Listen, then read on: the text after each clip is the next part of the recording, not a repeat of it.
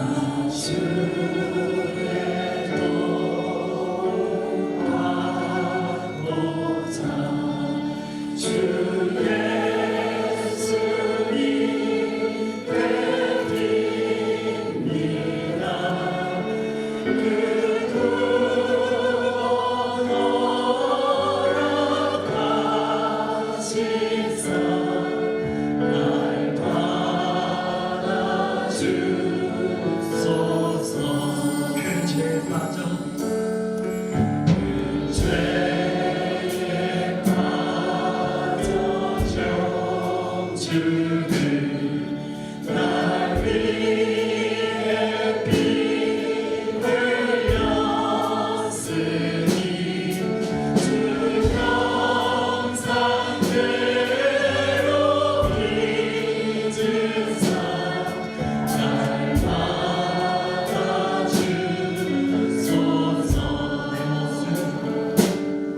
내 모습 이대로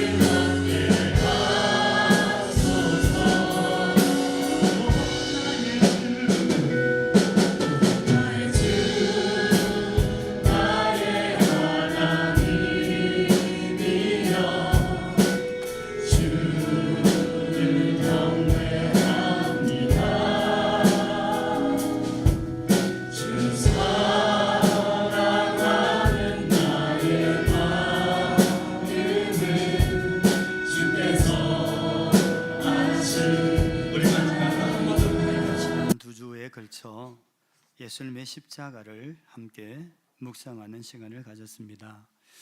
예수님의 십자가는 하나님의 생명과 능력과 지혜가 있습니다.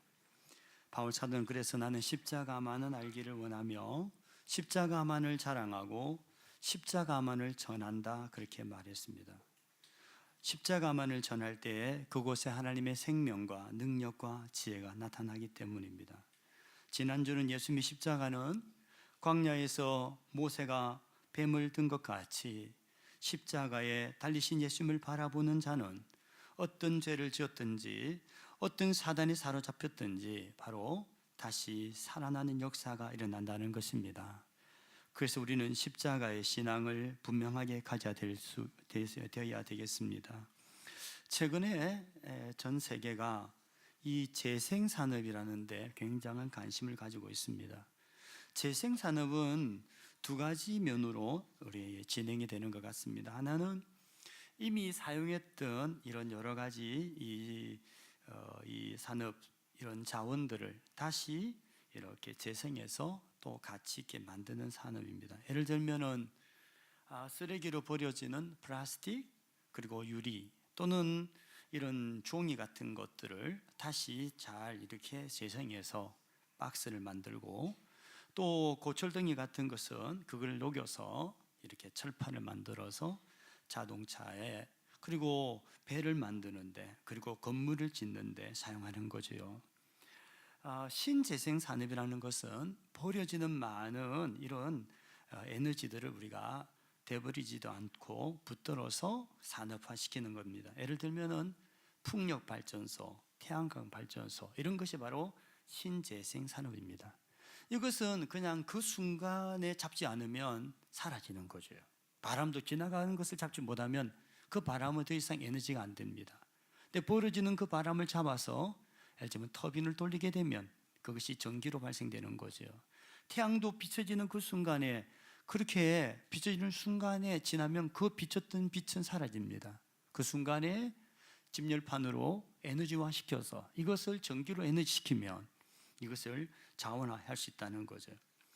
저는 이 신재생산업 또는 재생산업이라는 이 개념을 예수님의 십자가와 좀 연결을 좀 해봤어요. 십자가는 죄로 말미암아 가치 없는 쓰레기 같은 죄인들을 하나님의 가장 아름다운 사람으로 변화시킨다는 의미에서 이것은 최고의 재생 사업과 같은 것이다 이렇게 말할 수 있습니다. 디모데전서 1장 12절 15절 말씀을 같이 한번 봅시다. 나를 능하게 하신 그리스도 예수 우리 주께 내가 감사함은 나를 충성되이 여겨 내게 직분을 맡기심이니 내가 전에는 비방자요 박해자요 폭행자였으나 도리어 긍휼을 입은 것은 내가 믿지 아니할 때에 알지 못하고 행하였음이라. 우리 주의 은혜가 그리스도 예수 안에 있는 믿음과 사랑과 함께 넘치도록 풍성하였도다. 미쁘다 모든 사람이 받을 만한 이 말이요 그리스도 예수께서 죄인을 구원하시려고 세상에 임하셨다 하였도다. 죄인 중에 내가 괴순이라. 아멘. 사도 바울은 원래 율법에 굉장한 열심을 냈던 사람입니다. 그는 가말리엘이라는 랍비의 정통 율법 교육을 받은 바리새인이요 율법에 굉장히 열심히 있어서 자기 여러 선배보다 그는 열심히 다하였고 특심하였고 율법에 어르는 흠이 없는 자였습니다. 그는 율법으로서 모든 생각을 기준을 가지고 판단했기 때문에 예수님이 오셔서 십자가에 지시고 그리고 부활하심으로써 믿음으로 말미암아 구원 얻는다는 것을 받아들일 수가 없었어요. 율법은 그렇게 가르치지 않기 때문입니다. 율법은 하나의 말씀을 행할 때에 의를 얻어서 구원을 받는다고 가르칩니다. 그래서 행함으로 구원받는 거죠. 그런데 예수님이 십자가에 매달려 저주받아 죽었는데 그 저주받은 죽은 예수님이 다시 살아나서 주와 그리스도가 되셨고 그를 믿음으로 구원을 받는다는 것은 율법으로는 도대체가 안 맞는 이론이에요. 그는 그래서 율법의 기준으로서 예수 그리스도를 믿음으로 구원받는다고 하는 그리스도인들을 그는 핍박하는 일에 굉장히 열심히 했습니다. 오늘 본문에 이렇게 표현했어요. 내가 전이란 말은 율법에 사로잡혀 율법주의로 살아갈 때를 말합니다. 예수를 만나기 전에 십자가의 의미를 알기 전에는 나는 비방자요 박해자요 폭행자였습니다. 뿐 아니라 그는 죄인 중에 괴수다 이렇게 이야기했어요. 괴수란 말은 제일 우두머리라 그런 뜻이에요. 첫 번째라는 뜻입니다. 죄의 경중으로 따지면 가장 무거운 사람 앞에 세운다면 첫 번째 1번이라는 거예요. 그는 그렇게 스스로를 인정했습니다. 하나님 보실 때 그는 도저히 받을 수 없는 죄인 중에 죄인이요, 그는 하나님 볼 때는 도대체 정말 인정할 수 없는 사람인데, 하나님께서 예수 그리스도를 이 땅에 보내셔서 죄인을 구원하셔서 십자가를 지심으로 말미암아 하나님이 나를, 그 죄인이요, 비방자요, 박해자요, 폭행자인 나를 하나님은 충성스러운 사람처럼 만드셔서 내게 사도의 직분을 주셨다는 거예요. 이것은 바울 사도가 율법으로 열심을 내어서 하나님의 죄인 된 그가 예수 그리스도의 십자가로 말미암아 완전히 새로운 사람으로 변화된 이야기를 하고 있는 것입니다. 하나님의 원수됐던 그가 하나님의 증인이 됐다는 거예요. 하나님 앞에서 죄인인 그가 의인이 된 것을 말하는 것입니다. 아멘 하세요. 마귀의 자녀가, 귀신의 자녀가 하나님의 자녀가 된 겁니다. 흑암의 권세에 사로잡혀서 살아가는 그가 하나님의 사랑의 아들의 통치에 들어가는 빛의 자녀가 됐다는 거예요. 십자가는 완전히 사람을 새롭게 변화시키는 바로 인생 역전의 재생 프로그램입니다. 예수님의 십자가는 이전에 가치 없는 사람을 가장 가치 있는 사람으로 변화시키는 것입니다. 베드로전서 2장 24절 25절 말씀을 또 보세요. 친히 나무에 달려 그 몸으로 우리 죄를 담당하셨으니 이는 우리로 죄에 대하여 죽고 의에 대하여 살게 하려 하심이라. 그가 채찍에 맞음으로 너희는 나음을 얻었나니 너희가 전에는 양과 같이 길을 잃었더니 이제는 너희 영혼의 목자와 감독 되신 이에게로 돌아왔느니라. 예수님을 모를 때 우리는 죄를, 여기 죄에 대하여 죽었다 이렇게 표현했어요. 예수님을 믿기 전에 우리는 죄에 대하여 살았죠. 근데 예수를 믿고 나서 예수님이 우리 죄를 담당하여 십자가에 나무에 달려 그 몸으로 죄를 짊어지고 우리는 죄에 대하여 더 이상 우리가 살지 않는 자, 죄에 대하여 죽었다는 거예요. 그 말은 죄의 지배를 받고 살지 않는 자가 됐다 그 말이에요. 죄가 더 이상 나를 이리저리 마음대로 나를 죄짓게 만들 수 없는 몸으로 하나님이 나로 의인이 되게 하셔서 하나님의 의를 입는 하나님의 자녀가 되게 하셨다는 거예요. 십자가는 이처럼 우리를 완전히 다른 사람이 되게 하는 것입니다. 또 십자가를 이렇게 표현했어요. 내가 전이란 말은 십자가를 모를 때는 양과 같이 길을 잃었다는 거예요. 목자를 떠나서 자기의 인생을 자기 마음대로 살아보려고 하는데 길을 잃어버린 양과 같았다는 겁니다. 부모의 권위를 거부하고 집 뛰쳐나간 이 철부지 자식이 그 온 길을 헤매며 노숙자처럼 그리고 앵벌이하면서 세상의 종이 돼서 비참하게 살아갔다 그 말입니다. 그처럼 사단이 종이 되어서 인생의 참된 목적과 가치를 알지 못한 채 방황하며 살았다는 거예요. 엉터리로 살았다는 겁니다. 하나님의 목표인 타겟을 향해 정확히 관익이 날아가는 화살이 아니라 엉뚱한 대로 날아가는 빗나간 화살이었다는 거예요. 그러나 예수님께서 친히 나무에 달려 그 몸으로 우리 죄를 담당하신 그 때문에 나는 내 영혼의 목자 감독되는 하나님께 진짜 돌아온 자가 됐다는 거예요. 십자가는 바로 방황하는 영혼이 참된 인생으로 새롭게 살게 되는 사람으로 바뀌는 것입니다. 전에 무익하는 자가 유익한 자가 되는 것입니다. 하나님의 원수가 하나님을 사랑하고 가까이 하는 자가 되는 거예요. 십자가는 마귀에게 사로잡혀 짐승처럼 살던 자가 하나님의 영의 인도를 받아 하나님의 아름다운 형상으로 살아가는 것입니다. 십자가는 인생의 참 의미와 참 목적, 가치를 발견하고 가치 있는 인생을 살게 하는 거예요. 십자가밖에는 그렇게 사람을 변화시키는 것이 없습니다. 여러분, 예수님의 십자가가 어떤 거지, 어떤 십자가가 역사를 일으키냐, 그것을 여러분 보려면 예수님이 십자가 전에 하셨던 모든 사역과 말씀을 보면 알 수가 있어요. 예수님의 십자가는 예수님의 사역과 예수님의 말씀을 다시 우리를 통해서 나타내는 거기 때문입니다. 이 말은 무슨 뜻인지 모르시겠나요? 예수님이 어떤 분이신지, 어떤 일을 하시는 분인지, 예수님이 십자가를 통해서 어떤 일을 하실 건지를 예수님이 십자가 전에 미리 다 설명을 한 거예요. 십자가는 말이야, 예수님께서 그러잖아요. 중풍병자가 들것에 들려왔을 때에 이렇게 말씀해요. 소자야, 내 죄 사함을 받았느니라 그랬어요. 그리고 소자를 고치잖아요. 그 말은 예수님의 십자가가 뭐라는 거예요? 사람의 죄를 사하고 병을 고치는 바로 그 사역이라는 거예요. 이해되십니까? 귀신 들린 자가 예수님 앞에서 벌벌 기고 나가는 것은, 예수님이 십자가 지신 것은 바로 사단에게, 귀신에게 사로잡힌 자를 풀어주러 오셨다는 것을 보여주려고 미리 보여줬다 그 말이에요. 그러니까 십자가의 의미와 그 능력과 역사는 예수님 십자가 이전에 지신 것을 보면 정확하게 알 수 있다 그 말이에요. 이해되셨습니까? 예수님께서 거라사 지방을 가셨잖아요. 거기에 군대 귀신 들린 자가요, 귀신에 들려가지고 밤낮 무덤과 산에서 소리를 지르면서 돌로 자기 몸을 이렇게 상처를 내면서 살아가고 있었어요.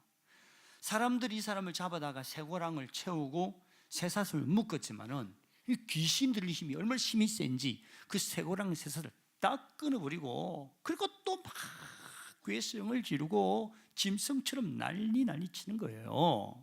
아무도 이 사람을 이러고 보니까 제어할 수 없었다, 성경이 이야기했어요. 사람으로 제어될 수 없는 이 군대 귀신 들린 사람, 예수님께서 가셔서 딱 가는 순간에 그 앞에 엎드렸어요. 그리고 예수님이 서자 이 친구 이렇게 말합니다. 나는 당신이 누구인 줄 압니다. 하나님의 거룩한 자이시지요. 나를 무저갱으로 들어가라 하지는 마십시오. 차라리 저 돼지떼기에 들어가게 해주세요. 들어가 2,000마리 돼지떼기로 귀신이 다 들어갔습니다. 군대 귀신 안에 들었던 귀신이 2,000마리가 있었다 그런 뜻이에요. 그러니까 2,000마리 속에 들어갔죠. 이 귀신 들렸던 이 돼지들이 미쳐가지고 물속으로 다 뛰어서 죽었어요. 그리고 귀신에 들려서 짐승처럼 날뛰는 이 사람은 성경 보니까 정신이 온전해지고 다시 옷을 입고 조용히 예수님 무릎에 앉아 말씀을 듣는 자가 되었다, 이렇게 이야기했습니다. 여러분, 예수님 십자가는요, 귀신에게 사로잡혀 짐승처럼 날뛰는 사람을 정신을 온전하게 하고 하나님 말씀을 들으면서 온전한 사람으로 회복시키는 거예요. 믿습니까? 십자가는 그런 거예요. 막달라 마리아가 7 귀신이 들렸어요. 7 귀신 들린 이 막달라 마리아 미쳐가지고 몸을 파는 창녀가 됐어요. 간음증에 잡혀가지고 사람들한테 돌로 맞아 죽이게 예수님이 나타나서 그를 구해주잖아요. 막달라 마리아가 돌에 맞는 데서만 구원받은 게 아니에요. 성경을 보니까 그 순간 예수님이 이렇게 말씀합니다. 내가 너를 정죄하지 아니하노라. 내가 너를 정죄하지 아니하노라. 그 말은 내가 너의 죄를 용서한다 그 말이에요. 마리아는 귀신에 들려서 온갖 죄를 다 지었어요. 예수님이 그 죄를 다 용서해 주니까 귀신이 자기가 다 떠나버렸어요. 그 일생 동안 성경을 보니까 누가복음 8장 보니까요, 예수님을 헌신하며 쫓았다는 거예요. 수종드는 여자가 됐습니다. 그리고 예수님 십자가 질 때 제자들은 다 도망갔지만은 막달라 마리는 십자가 밑에서 예수님과 함께 십자가를 함께 했어요. 그리고 부활을 믿지 않고 제자들은 자기들끼리 모여서 문을 걸어잠그고 숨어 있었지만 막달라 마리아는 제일 먼저 주님의 무덤을 찾아갔던 여인이에요. 십자가는 귀신에게 사로잡힌 짐승처럼 몸을 파는 창녀를 하나님의 아름다운 딸로 변화시키는 것입니다. 예수님의 십자가는 육신의 정욕을 따라 어둠 속에 살던 죄인을 성령을 따라 빛의 자녀처럼 빛의 열매를 맺으며 살게 하는 줄 믿습니다. 에베소서 5장 2절에서 11절 우리 같이 한번 읽으면서 그저 읽지 마시고 생각하면서 한번 읽어봅시다. 시작. 그리스도께서 너희를 사랑하신 것 같이 너희도 사랑 가운데 행하라. 그는 우리를 위하여 자신을 버리사 향기로운 제물과 희생 제물로 하나님께 드리셨느니라. 음행과 온갖 더러운 것과 탐욕과 너희 중에서 그 이름조차도 부르지 말라. 이는 성도에게 마땅한 바니라. 누추함과 어리석은 말이나 희롱의 말이 마땅치 아니하니 오히려 감사하는 말을 하라. 너희도 정녕 이것을 알거니와 음행하는 자나 더러운 자나 탐하는 자 곧 우상 숭배하는 자 다 그리스도와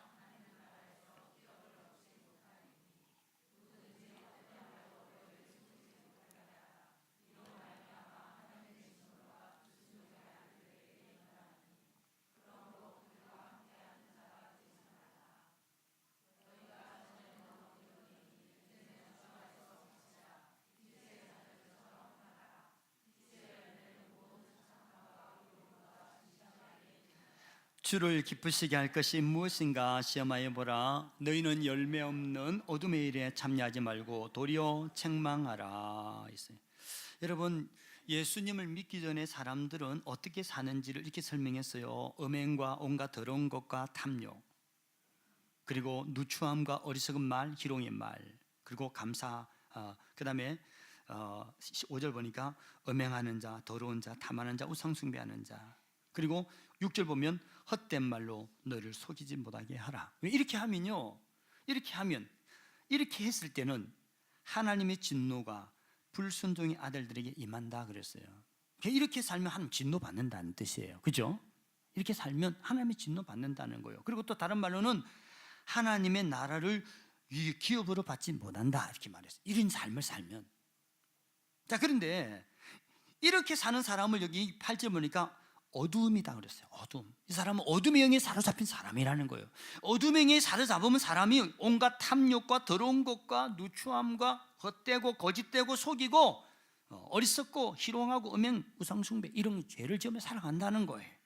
그러나 여러분, 우리를 위하여 자신을 버리시고 향기로운 하나님의 희생 제물로 하나님이 들이신 예수 그리스도의 십자가를 믿는 사람들은 이제는 주 안에서 빛이 되었고 빛의 자녀들이 된다는 거예요. 이 빛의 자녀들은 이전에 그런 삶을 안 사는 거. 어떻게 삽니까? 모든 착함과 의로움과 진실함, 주를 기쁘시게 하는 거, 열매 없는 어둠의 일에 참여하지 아니하고 도리어 그런 것을 책망하면서 하나님 앞에 사는 자가 된다는 거예요. 보세요, 예수 믿으면 전혀 다른 사람이 된다잖아요. 믿으십니까? 예수를 믿으면 그렇게 돼야 합니다. 만약 예수 믿는데도 이전에 똑같이 탐욕과 정욕과 속이고 거짓말하고 양심을 속이고, 이 사람은 그리스도인이 아니에요. 불순종의 아들이 간 역사는 영이 그를 지배하고 있기 때문에 여전히 거절합니다. 목사라도 아직도 그런 영에 사로잡힌 사람은 늘 반말하면 거짓말해요. 그런 거짓말하는 사람에게는 하나님 영이 임할 수가 없어요. 여기 있잖아요. 그렇게 속이는 자는 불순종의 아들에게 임하는 진노가 임한다는 사람이에요. 갈라디아 5장 19절 24절에 똑같이 이야기합니다. 육체의 욕심을 따라 행하는 자는 온갖 더러운 것과 추악한 것과 음행한 것과 이거 다 행한다는 거예요. 이런 사람들 거기 똑같이 이야기해요. 하나님의 나라를 유업으로 받지 못한다. 예수님의 십자가를 믿는 사람은 어떻게 해요? 그리스도인은 정과 욕심을 십자가에 못 박은 자이다. 성령을 따라 행하는 자이다. 그래서 우리는 사랑과 희락과 평과 자비와 양성과 충성과 온유와 절제와 오래 참음에 성령의 열매를 맺는 사람이라는 거예요. 여러분, 십자가를 믿는 우리는요, 더 이상 십자가 지기 전의 삶에 머물러서는 안 되는 겁니다.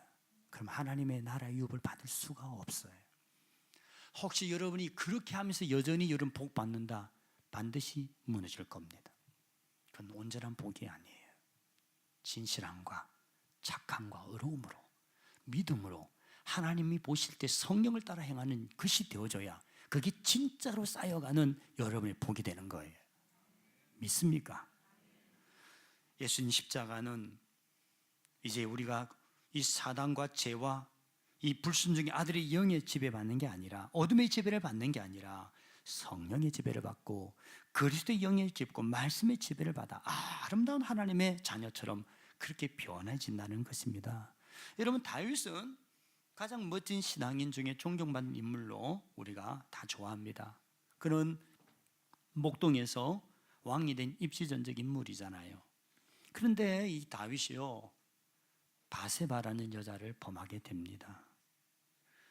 그걸 숨기려고 작전 짜다가 다 실패하자 나중에는 그 바세바의 남편이 우리아를 저 전장에서 죽게 만들고 나중에 바세바를 자기 집에 왕궁에 데려다 살았어요. 아무도 모르는 줄 알았습니다. 그러나 하나님께서 선지자 나단을 보내서 정확하게 그 집을, 그 죄를 뒤집어 깠어요. 얼마나 네 속에 악한 죄가 있는지를 보여줬어요. 그때 다윗이 고백한 시편이에요. 한번 보세요. 시편 51편 3절 5절. 물은 나는 내 죄가를 아오니 내 죄가 항상 내 앞에 있나이다. 내가 주께만 범죄하여 주의 목전에 악을 행하여 싸우니 주께 말씀하실 때 의로우시다 하고 주께서 심판하실 때 선전하시다리이다. 내가 제약 중에 출생하였으며 어머니가 죄 중에서 나를 잉태하였나이다. 그렇게 고백합니다. 하나님 앞에서 자기가 왜 이렇게 죄를 지었는지를 잠깐 생각해 보니까 내 자신이 의로운 자가 아니라 나는 내 속에 죄악 중에서 태어났고 자랐고 내 죄가 항상 내 안에 있다는 걸 내가 몰랐다는 거예요. 그 죄가 나를 지배해서 내가 이 죄를 짓게 되었다라고 하는 자기 고백이에요. 여러분, 우리가 평상시에 이렇게 건강하고 멋진 사람이라도 때론 야수처럼 죄가 나를 지배해서 내가 이상한 행동을 할 수 있는 거예요. 십자가를 붙들지 않은 한 우리도 어쩔 수 없이 죄의 굴레 속에서 죄를 짓고야 맙니다. 다윗처럼 말입니다. 다윗은 그럼에도 불구하고 오늘 소망을 갖고 있잖아요. 뭐라고 하는가 하면 주의 목전에서 내가 악을 행하였사오니 주께서 말씀하실 때 의로우시다 하고 그랬어요. 내가 하나님 앞에 내 죄를 자복하면 하나님께서 나를 의로우시다가 말씀하실 것을 믿는다, 그 말이에요. 여러분, 다윗은 예수의 십자가를 알았어요. 다윗은 예수님의 탄생 1100년 전에 오신 사람이에요. 그러나 1100년을 살면서도 그런 예수님이 십자가를 짐으로써 우리 죄를 다 사해 주는 걸 알았어요. 그래서 이렇게 고백하잖아요. 허물의 사함을 받는 자는 복이 있다더라. 이런 말을 해요. 허물의 사함을 받는다는 거예요. 자기 죄를 지었지만 하나님 허물의 사함을 받을 수 있는 거 알았어요. 어떻게 허물의 사함을 받느냐? 여러분, 다윗은 십자가를 보는 것 같아요. 예수님 십자가 지는 상황을 정확하게 보았어요. 목사님이 어찌합니까? 성경 보면 나오기 때문이죠. 시편 22편은 다윗이 시은 시편입니다. 오늘 이 시편을 읽어보면요, 다윗이 십자가의 광경을 보았다는 것을 정확하게 알 수 있어요. 한번 보세요. 시편 22편 1절, 6절, 8절 시작. 내 하나님이여, 내 하나님이여, 어찌 나를 버리셨나이까? 어찌 나를 멀리하여 돕지 아니하시며 내 신음소리를 듣지 아니하시나이까? 나는 벌레요 사람이 아니라.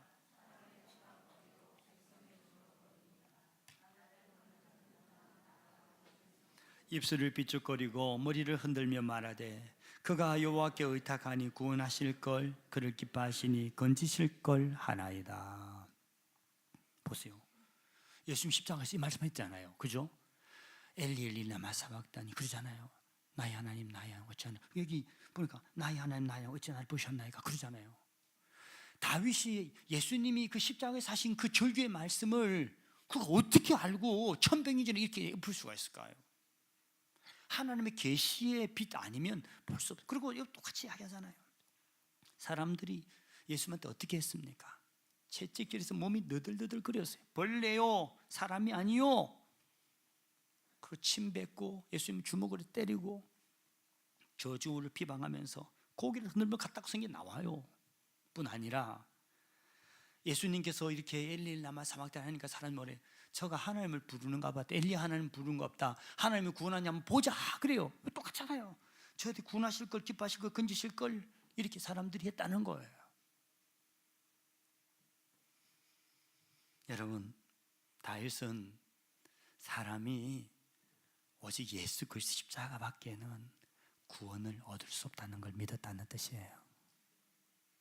예수 그리스도의 십자가의 은혜와 사랑과 용서받기에는 우리가 새롭게 되는 길이 없는 줄 믿습니다. 오직 그래서 예수님만, 바울사리 나는 오직 예수님만을 자랑하고 나는 오직 예수 그리스도 십자가만 알기를 원한다고, 이거밖에 다른 길이 없어요. 디즈니랜드사에서 나온 영화 중에, 애니메이션 영화 중에 미녀와 야수라는 영화가 있습니다. 여러분 안 봤을 수 있는데 자녀들은 안 봐봤을 거예요. 이 미녀와 야수라는 영화는 내용이 이런 거예요. 어떤 왕자가요 굉장히 아름다운 이제 이 성에서, 궁궐에서 행복하게 사는 거예요. 날마다 파티를 하고 춤을 추고 그래요. 어느 날 마녀가 찾아와 가지고, 그래서 결국은 이 성이 마법에 걸려요. 그리고 이 왕자는 이 야수처럼 변화됩니다. 그리고 그 성은 얼음으로 뒤덮여 버립니다. 죽음의 신이 지배했어요. 그 성주에 아무도 찾아오지 않습니다. 그런데 그 이웃에 한 아주 조그만 마을에 굉장히 아름다운 미녀가 살아요. 모든 남자들이 저 미녀를 자기 아내로 삼으려고 다 그렇게 눈독을 들인 여인입니다. 그런데 이 여자의 미녀에게 아버지 한 분이 계신데, 이 아버지가 우연히 그 마법의 성을 지나가다가 그 마법의 영혼에 있는 장미꽃 한 송이를 딱 꺾는 순간에 야수가 찾아와가지고 그를 잡아서 야수의 감옥에 쳐넣어버렸어요. 아버지가 야수의 성에 감옥에 갇혔다는 소리 들은 미녀는 호롤단신 아버지를 구하러 그 성에 들어갑니다. 죽음의 그런 어떤 기운이 가득 찬 얼음으로 뒤덮인 그곳에 그는 들어가요. 그러다가 흉측하게 생긴 야수를 만나게 됩니다. 왜 왔냐? 우리 아버지 구하러 왔다고. 한 번만 면회하게 해달라. 그러면서 아버지를 만나면서 아버지 좀만 기다리라고, 내가 구해주겠다고. 이 미녀와 야수가요 그러면서 관계를 맺으면서 야수의 마음이 이 미녀를 보면서 마음이 열려요. 미녀도 야수를 처음에는 흉측하게 봤는데 같이 이렇게 대화를 나누다 보니까 또 그가 호의를 베푸는 걸 통해서 사랑의 마음이 생깁니다. 어느 날 두 사람이 이제 서로 데이트를 하는 중에 손을 잡고 키스를 하기까지 됩니다. 그 순간에 마법이 풀어지는 거예요. 야수였던 사람이 아름다운 왕자로 변하고 얼음으로 뒤덮인 그 왕궁은 아름다운 꽃이 피는 정원으로 변하는 거예요. 그리고 나중에 미녀와 야수는 결혼식을 하고 끝나는 거예요. 굉장히 재밌는 동화죠. 여러분, 제가 이런 동화를 여러분이 들려주는 이유가 뭔지 알아요? 예수를 믿지 않는 사람은 야수와 같은 거예요. 야수.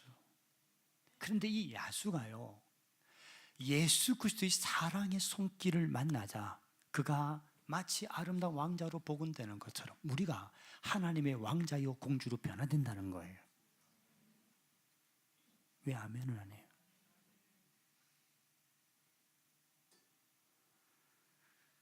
에레미야 13장 23절 보면요, 구수인이 그의 피부를, 표범이 그 반점을 변하게 할 수 있느냐?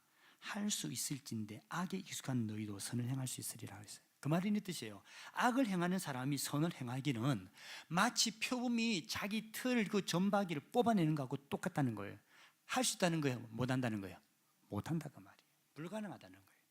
근데 사람이 어떻게 의인으로서 선을 행할 수 있겠냐는 거예요. 그러나 여러분 보세요.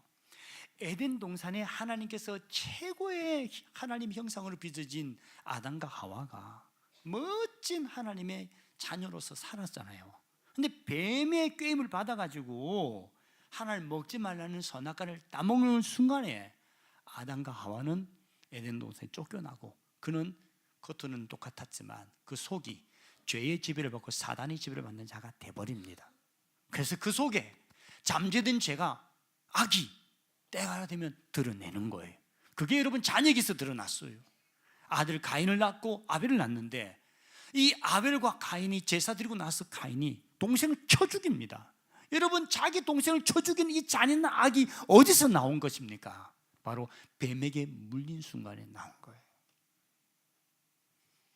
사람은 겉으로 멀쩡하지만 어둠의 영이, 죄의 영이 사단의 영이 그를 지배했기 때문에 우리는 언제든지 내 속에 내재된 악이, 야수 같은 것이 언제든지 나오는 거예요. 여기 우리 장로님이나 집사님이나 우리 성도들도 여러분 야수의 성이 있는 걸 내가 가르쳐 드릴게요. 자, 운전을 하고 갈 때입니다. 다 차가 지금 줄을 서고 있는데 한 차가 저 이제 거의 다 오는데 새치기로 싹 들어오는 순간 여러분 뭐라 그래요? 참 바쁜가 보다. 그러시나요? 뭐라 그래요? 그렇잖아요.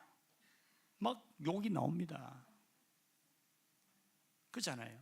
그 속에 야수가 있는 거죠. 어떤 목사님도 그래요. 나는 목사님도 막 욕을 하는 사람 들어봤어요. 새치기 하니까 막 욕을 하더라고요. 그래서 깜짝 놀랐어요. 야, 저분도 참 나는 참 하나님 다 닮은 목사인 줄 알았더만 그게 아니네. 나 자신도 때로는 막 화가 날 때 있어요. 우리 모두가 그러잖아요. 왜 그런가 하면 우리가 뱀에게 물린 그때부터 우리 안에 죄가 있기 때문에 그렇습니다. 근데 이 야수가 언제 변할 수 있느냐? 오직 한 가지밖에 없어요. 예수 그리스도의 십자가를 붙들고 바라볼 때만 야수가 변하여 왕자가 되는 거예요. 믿으십니까? 맥스 루케이도라는 목사님이 예수가 선택한 십자가라는 책을 지었습니다. 그 책에 보면 이런 말씀이 있어요. 하나님께서 사랑하는 아들 위하여 마련하신 선물은 십자가였다. 아들 예수님은 십자가의 포장지에서 아버지 사랑을 보아야 했다. 하나님의 선물은 굉장히 손끝에 까칠하게 느껴지는 것들이다. 가시면류관, 못에 찔림, 창에 상하심, 채찍에 맞으심, 옷 벗겨짐, 희롱, 포도주에 적신 해면, 죄패, 수위, 빈무덤. 하나님 아버지께서는 사랑하는 아들을 위해 순환의 십자가를 준비해 주셨다. 왜냐하면 그 십자가를 통해서만이 하나님은 인류의 모든 죄, 허물, 열등감, 미움, 시기, 질투, 온갖 죄와 죄에서 파생된 모든 영과 혼과 육신의 고통에서 구원하실 수 있었기 때문이다. 여러분, 야수가 살아가는 모습이잖아요. 그렇죠? 허물과 죄, 열등감, 미움, 시기, 질투, 온갖 죄와 파생된 영과 혼과 육신의 모든 고통들. 예수님의 십자가만이 이것을 다 제거할 수 있다는 것입니다. 우리 십자가를 다시 붙잡아야 합니다. 잊어버린 십자가의 신앙을 다시 회복해야 됩니다.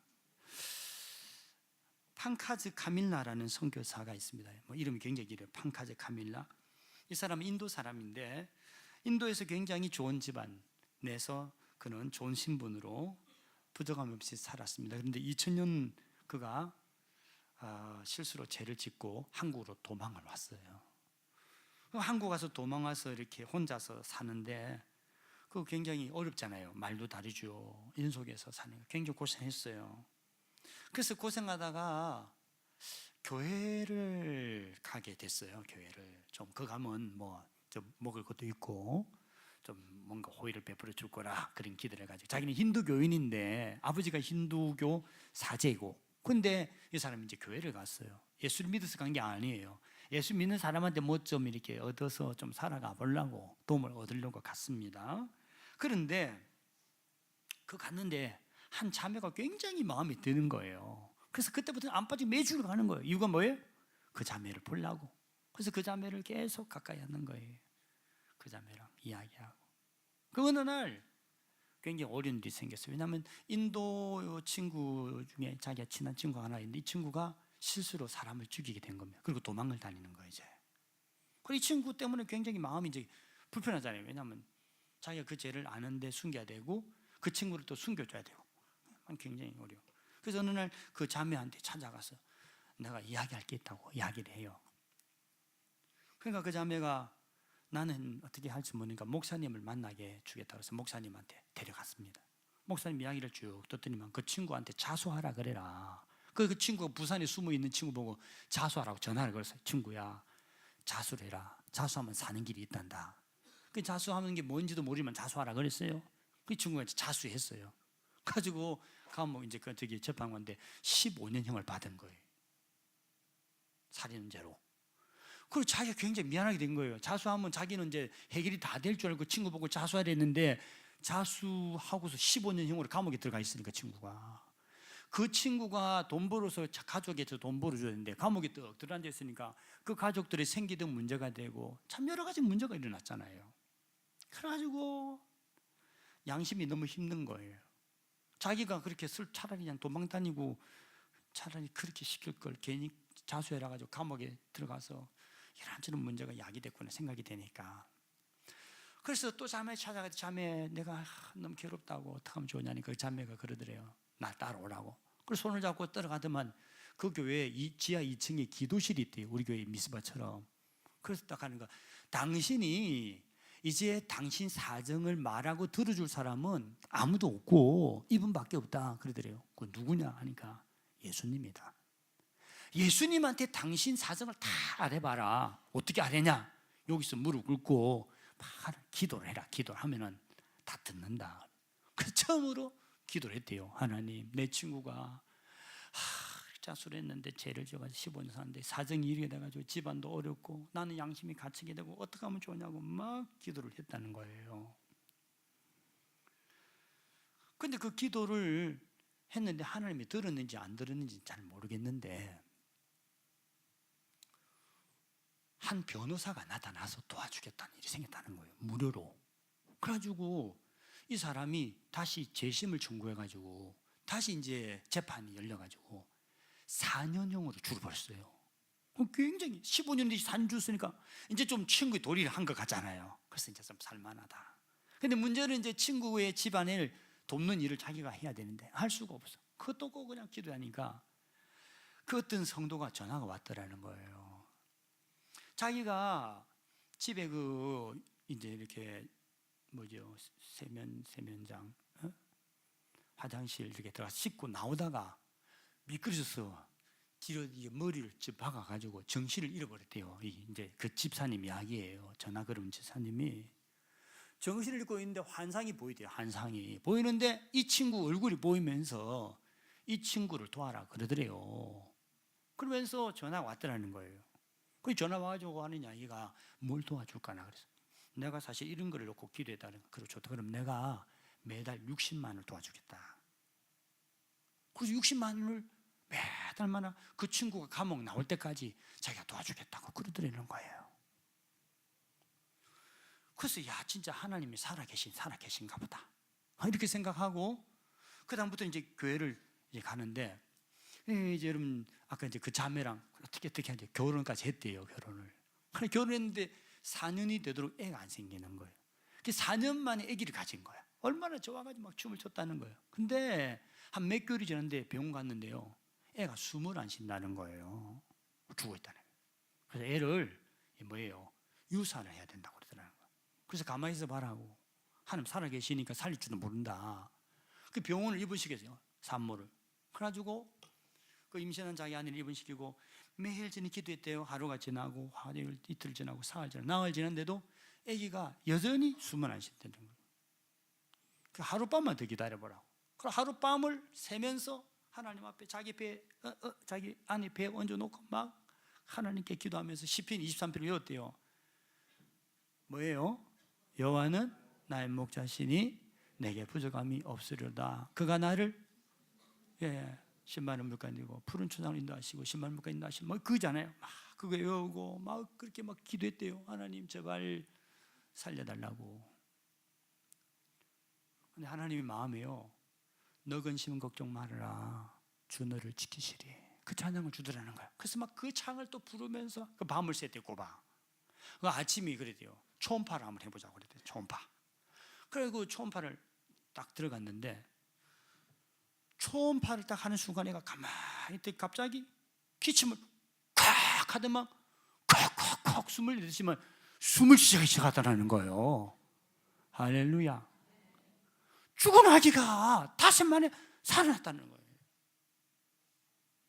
그 이후에 이 사람의 간증은 계속 이어집니다. 자기 부모님을 전도하고 성경책을 전해주고, 그리고 그 옆집의 사람이 또 성경책을 받고 예수 믿고 구원받고, 그래 자기 옆집에 자스민이라는 자매가 교통사고 나가지고 하반신이 마비가 됐다는 거예요. 그래가지고 자기가 기도하는데 하나님이 그 자매한테 성경책 전해주라 그러대요. 그 성경책 전해주러 갔는데 그랬대요. 요한복음부터 읽으라고. 그러고 자기는 한국 왔는데 이 자매가 요한복음 다 읽고 그 다음에 마가복음을 읽었대요. 마가복음인데 5장 가면은 12회를 혈우증으로 이렇게 병든 여자가 그 예수님 옷자락에다 만지면 낫겠다 하는 믿음 가지고 만졌더니 낫다, 그 말씀을 딱 보는 순간에 너무 감동이 되더라는 거예요. 야, 그래서 그 본문을 30번 연거푸 반복해서 읽었대요. 그러면서 마음이 30번째 읽으면서 야, 이 저도 믿음으로 옷자락 만지면 낫다는데 나도 예수 이름으로 한번 일어서 보자 하고 30번 딱 읽고 나서요, 예수 이름으로 일어나자 하고 딱 일어났는데 일어나줬다는 거야. 그 자기한테 그 간증을 전해줬다는 거예요. 여러분, 사랑하는 성도 여러분, 십자가는요 죄로 말미암아 파괴된 하나님의 형상을 회복시키는 하나님의 사랑입니다. 죄를 짓고 야수처럼 짐승처럼 죄 짓고 온갖 악한 어둠 속에 살아가는 자도요, 예수님 십자가 안에 붙드는 순간에 그 모든 죄와 죄책과 증상으로부터 완전히 벗어나 하나님의 왕자로 공주로 회복이 되는 거예요. 십자가는 우리를 재생시키는 재생의 축복의 자리입니다. 여러분이 재생된 자임을 여러분 기억하십시오. 여러분이 어둠의 영이 사로잡힌 옛사람이 아니라 여러분 안에는 하나님의 영이 거하시는 하나님의 사람이라는 말입니다. 잊지 마세요.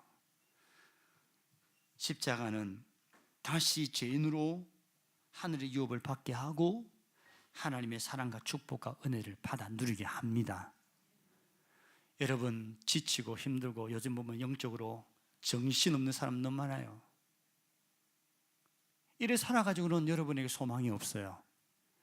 다시 십자가를 들고 일어서셔야 합니다. 그럼 여러분 다시 일어설 수 있는 힘을 주실 거고 살 길을 열어주실 겁니다. 믿으십니까? 자, 아까 불렀던 214장 다시 한번 찬양을 불러봅시다. 나주의 돈 받고자.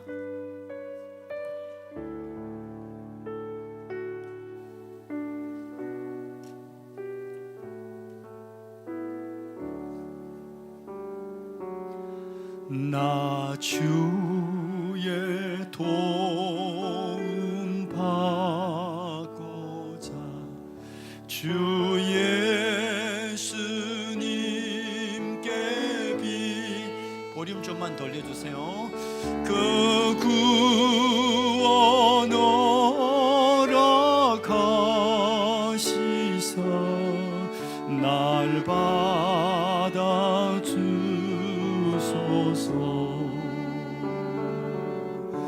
내 모습 이대로 마음을 넣어서 불렀어요. 주 받아 주소서.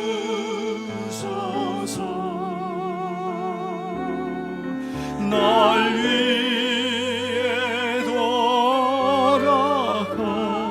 돌아가신 주 날 받아 주소서. 큰 죄에 빠져 영죽을 큰 죄에 빠져 영죽을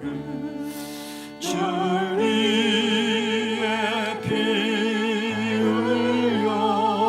흘렸으니 주 영상대로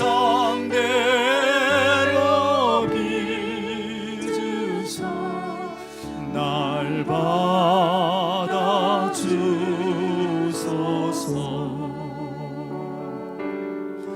내 모습 이대로 주 받아 주소서.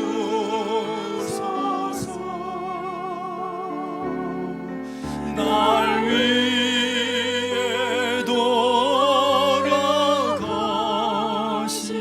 주 날 받아 주소서. 우리 일어나셔서 4절 내 주님 서신 발 앞에 나 주님 서신 발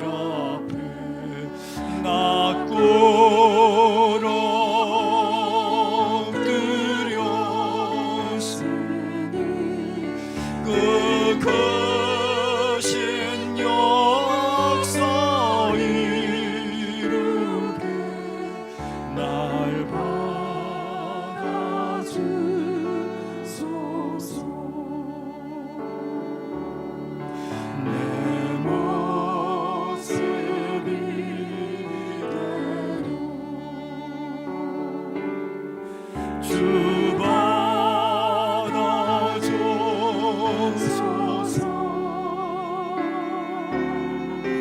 날 위해 돌아가신 주, 날 받아주소서. 가슴에 손을 얹고 내 모습 이대로 주 받으소서. 내 모습 이대로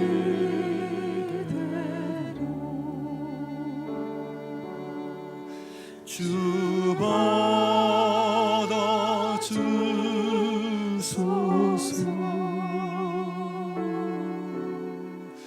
날 위해 돌아가신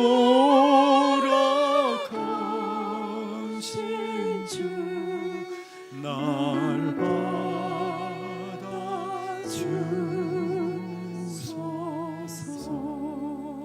가슴에 손을 얹은 채로 한 1분만 기도합시다. 주님 말씀하십니다. 주님은 우리에게 말씀을 주신 것은 죄책감을 가지라고 한 것이 아닙니다. 예수님 말씀합니다. 가는 중에 잡힌 여자에게 너를 정죄하는 자들이 어디 있느냐? 나도 너를 정죄하지 아니하노니 다시는 죄를 범하지 마라. 예수님 우리가 죄에 사로잡힌 데서 벗어나게 하려고 십자가를 지셨습니다. 너희가 너희 죄를 자백하면 저는 미쁘고 오사 너희 모든 죄에서 너희를 구원하여 주실 거라고 하셨습니다. 이 시간 우리가 하나님 앞에 말씀을 듣고 예배를 드리면서 양심을 속이고 하나님 앞에 거짓되게 했던 지난해 모든 육신의 삶에, 정욕에, 탐심에, 죄악을 자백합시다. 그리고 하나님 십자가의 은혜로 다시 나를 새롭게 해달라고 하나님께 기도합시다. 같이 기도하겠습니다. 하나님 아버지여, 이 시간에 오늘 하나님의 말씀을 듣고 하나님 앞에 믿음으로 다시 한번 바르게 살기 원합니다. 너희가 죄에 대한 은 죽고 오에 대한 산자로 여길지라고 했습니다. 내가 전에는 하나님 앞에 어둠이더니 이제는 빛을 하여 주십니다. 내가 하나님의 자녀가 됐는데 여전히 거짓의 종, 불순종의 종의 지배를 받아 늘 거짓하고 속이고 미워하고 야수처럼 우리가 그렇게 죄를 짓고 살 때가 많습니다. 미워하고 시기하고 원망하고 불평하고 질투하고 교회 안에서 다투고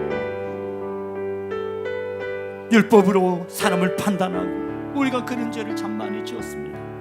오늘 시간 하나님 말씀을 듣고 다시 십자가 앞에 우리가 서기 원합니다. 십자가 앞에 다시 깨끗해지기 원합니다. 십자가 앞에 새로 되기 원합니다. 십자가 앞에 변화되기 원합니다. 다시 한번 일어서게 하여 주시고 거룩하게 하시고 깨끗하게 하여 주셔서 하나님의 놀라운 십자가의 능력, 십자가의 생명, 십자가의 은혜로 우리로 하여금 다시 한번 살아가게 하시는 하나님의 은혜를 우리가 다시 가지고 살게 하여 주시옵소서. 믿음으로 하나님이 정직하게 신실하게 하나님 보시게 기뻐하는 종으로 살아가는 자가 되게 하여 주시옵소서. 하나님의 뜻을 따라 사는 자 되게 하여 주옵소서. 이제는 우리를 사랑하셔서 화목제물로, 속죄의 제물로, 속건의 제물로 우리를 위해서 십자가에 자기를 내려주시고 피 흘려주신 우리 주 예수 그리스도의 은혜와 독생자 우리에게 주신 하나님의 그 크신 사랑과 진리를 알게 하시고 진리 되시는 하나님을 아버지라고, 예수님을 그리스도라고, 우리 하나님의 아들 그리스도라고 고백하게 하시는 성령 하나님의 감화 감동으로 충만 교통 역사하심이 다시 십자가 신앙으로 회복되고 깨끗하게 되고 믿음으로 살리라 다짐하는 성도들 위해 영원토록 함께 있을지어다.